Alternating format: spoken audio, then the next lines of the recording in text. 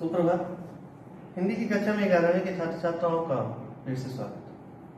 पिछली कक्षा में हमने पढ़ा था कि किस प्रकार मोहन जो है लंबी दूरी तय करने के साथ साथ रास्ते में जो एक नदी पड़ती है उसको पार करके पढ़ने के लिए जाता था, और पढ़कर जब वापस आता था तो बहुत थक जाता था।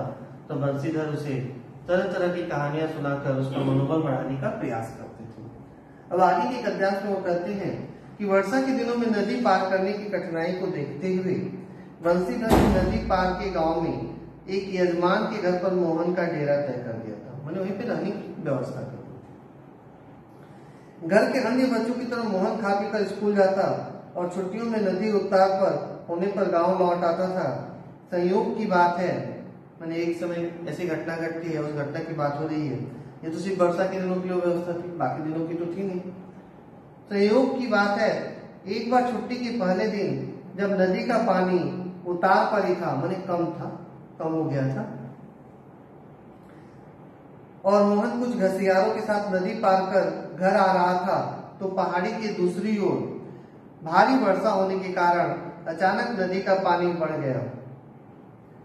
मैंने दूसरी ओर बारिश हो रही थी, चूंकि ढलान था तो पानी किधर आएगा, उतराई पे था, यहाँ पे पड़ी था। तो क्या था, जब उधर से पानी तब पूरा परवल बेग धारा आ गया। जब कब घास काटने वाले घसियारे का अर्थ होता है घास काटने के लिए, जो अपने जानवरों के जंगलों में जाकर वनों में जाकर जो घास काटते हैं, फिर लाकर उन्हें खिलाते हैं, तो बहुत दूर दूर तक घास काटने के लिए जाते हैं। तो उन्हीं के साथ वो नदी पार कर रहा था और अचानक उधर से पानी आ जाता है।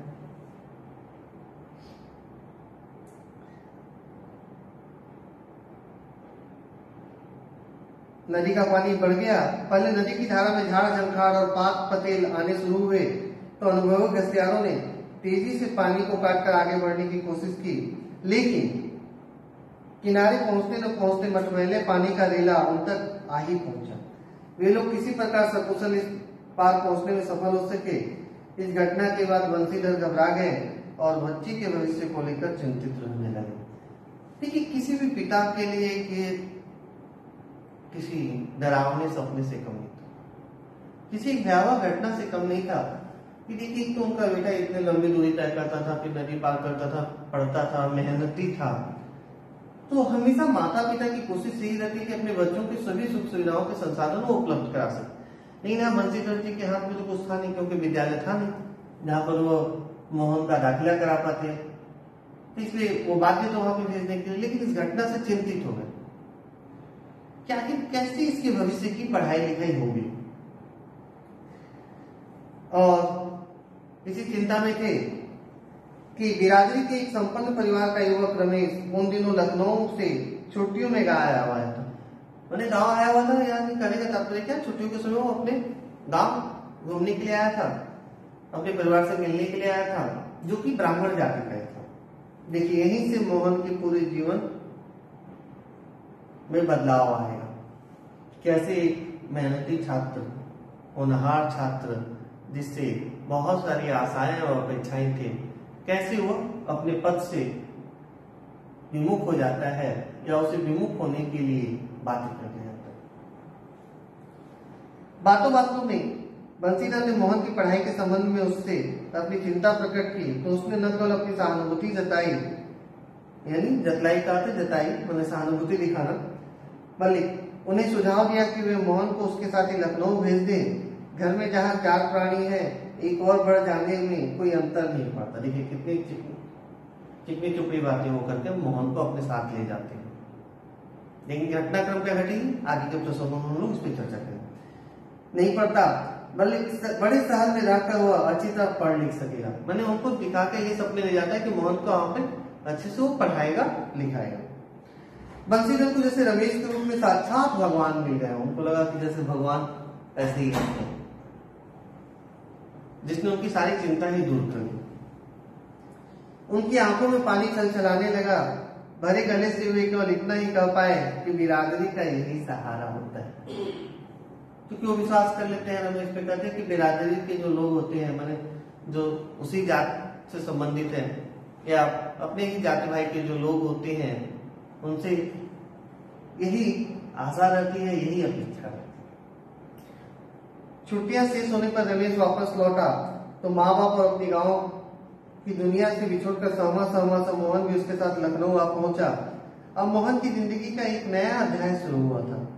घर की दोनों महिलाओं, जिन्हें वह चाची और भाभी कहकर पुकारता था, का हाथ बटाने के अलावा धीरे धीरे वो मोहल्ले की सभी चाचियों और भाभीयों के लिए कामकाज में हाथ बटाने का साधन बन गया था। मैंने आस पड़ोस के लोग भी उससे काम करवाने लगे थे। मोहन थोड़ा दही ला दे बाजार से, मोहन एक कपड़े धोबी को दे तो आ, मोहन 1 किलो आलू तो ला दे। औसत दफ्तरी बड़े बाबू की हैसियत वाले रमेश के लिए मोहन को अपना भाई बिरादरी बतलाना और अपने सम्मान के विरुद्ध जान पड़ता था। और यहाँ से तो बड़ी बड़ी बातें करते लगे। यहाँ जाकर लखनऊ शहर में वो ये भी नहीं बताते थे कि यह मेरी ही जाति बिरादरी का है। उनको लगता था इससे उनकी प्रतिष्ठा को, सम्मान को ठेस पहुंचे, और उसे घरेलू नौकर से अधिक हैसियत वह नहीं देता था। इस बात को मोहन भी समझने लगा था। थोड़ी बहुत हिला हवाली करने के बाद रमेश ने निकट के एक साधारण से स्कूल में उसका नाम लिखवा दिया। देखिए, ले गया था यहाँ से पढ़ाने के लिए।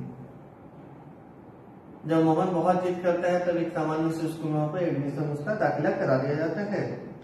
लेकिन एकदम नए वातावरण और रात दिन के काम के बोझ के कारण गांव का वह मेधावी छात्र शहर के स्कूली जीवन में अपनी कोई पहचान नहीं बना पाया। उसका जीवन एक बंदी बधाई लीक पर चलता रहा, बने जैसी परंपरा पर, एक निर्धारित रास्ते पर ही चलता।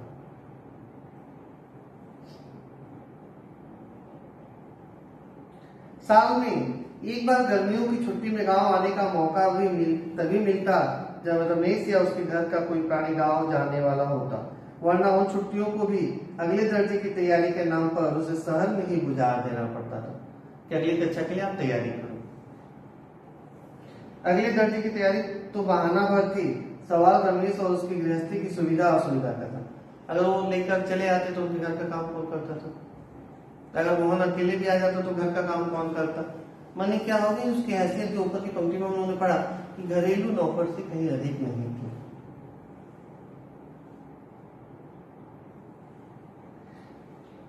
सवाल रमेश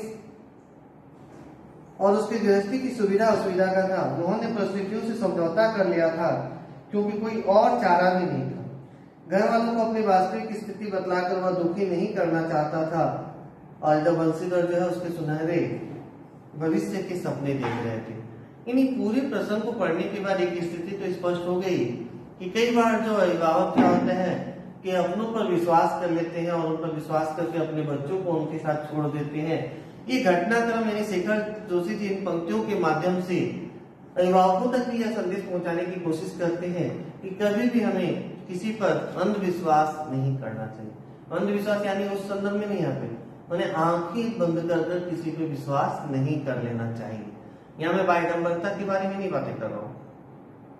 कई बार इंसान क्या होता है, यहाँ अंधविश्वास इस बारे में बात कर रहा हूँ कि जो लोग किसी की भी बहकावे में आ जाते हैं और उन्हें लगता है कि इनके साथ मेरा पुत्र या पुत्री जो है खुशहाल रहेगा, खुश रहेगा और इसके अच्छे भविष्य के लिए सारी प्रयास करेंगे, सारी कोशिश करेंगे, ये कई बार गलत साबित हो जाता है। और कहीं न कहीं ये जो गद्य का अंश है शेखर जोशी की, ये जो पंक्तियां हैं, ये समाज में रहने वाले उन सभी अभिभावकों को एक संदेश देती है। तो आज की कक्षा में यही समाप्त करता हूँ। अगली कक्षा में हम लोग अगले गद्यांश पर चर्चा करेंगे। धन्यवाद।